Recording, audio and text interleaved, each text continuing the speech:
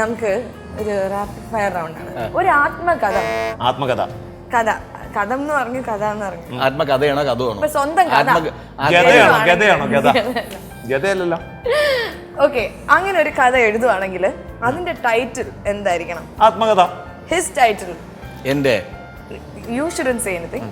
Title ഇടാനുള്ള അധികാരം താങ്കൾക്ക് കൊടുത്തിരിക്കുകയാണ്. നാദൃശ എഴുതുന്ന അദ്ദേഹത്തിന്റെ ആത്മകഥയ്ക്ക് എന്ത് പേരാണ് നിങ്ങൾ കൊടുക്കുക? ദുരന്തം. കാരണം പ്രേക്ഷകർക്ക് ഇതിനെ കൊണ്ട് വലിയ ദുരന്തം ഉണ്ടാവാനില്ലല്ലോ. ഇത് വായിക്കുന്നവർക്ക്, വായനക്കാരന് ഒരു ഭയങ്കര ദുരന്തമായിരിക്കില്ലേ? ഇവന്റെയൊക്കെ ആത്മകഥ വായിച്ചു കഴിഞ്ഞിട്ടുണ്ടെങ്കിൽ പിന്നെ ലോകം ഇല്ലാണ്ടായി പോകും. കാരണം ഇവ സത്യസന്ധമായിട്ട് എഴുതിയാൽ, ലോണ എഴുതി കഴിഞ്ഞാൽ പിന്നെ പ്രശ്നം. എന്നോട് ചോദിക്കും. അവിടെ ഒരു കഥ. അല്ല, എനിക്ക് അവകാശം തന്നോടനെ ഞാൻ പിടിച്ചെന്നുള്ളൂ. അവന്റെ ഒരു കാര്യത്തിൽ ഞാൻ ഇനി ഇടപെടില്ല. ഇത്രയും നേരം ഞാൻ സംരക്ഷിച്ചു. അപ്പൊ ദുരന്തം എന്ന് പേരിട്ടു. Okay, fine. ഇവിടെ ഒരു കഥ എഴുതുവാണ്. അപ്പൊ എഴുതി കഴിഞ്ഞു. അപ്പൊ ചോദിക്കാണ്, ഇനിടാ എന്ത് പേരാണ് ഇടണ്ടേ?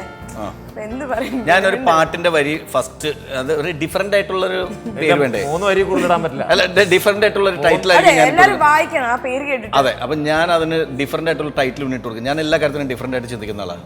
ഞാൻ ആ പുസ്തകത്തിനിടും മരം ചാടി നടന്നൊരു കുരങ്ങൻ. അത് ശരി. അപ്പോഴും അവന്റെ പേര് ചേർത്തു. അപ്പോഴും അതിനകത്ത് അവന്റെ പേര് ചേർത്തു. എനിക്കിതാണ് ആദർശയുടെ കാര്യം. എല്ലാത്തിലും അവനെ ബാക്കി ഇങ്ങനെ പേഴ്സണലി എനിക്ക് പറയട്ടെ, ആ ദുരന്തം എനിക്ക് അതാണ് ഇഷ്ടപ്പെട്ടത്. എന്താന്നറിയില്ല, എനിക്ക് ആ പേരിനോട് ഭയങ്കര ഒരു ആകർഷകം ആണല്ലേ. ഇനി താമസിയാതെ എന്നോട് തോന്നും നായിക ഫിക്സ് ചെയ്തടാ. അത് കുഴപ്പമില്ല. ഞാൻ സത്യസന്ധമായി പറയണം, നല്ല ഒരു സ്പോണ്ടേനിയസ് ആയിട്ട്. ബിക്കോസ് മരം ചാടി നടക്കുന്ന കുരങ്ങൻ, അത് ബാക്കി എല്ലാവർക്കും അറിയാവില്ല. മരം ചാടി നടന്നൊക്കെ ഒഴികെ.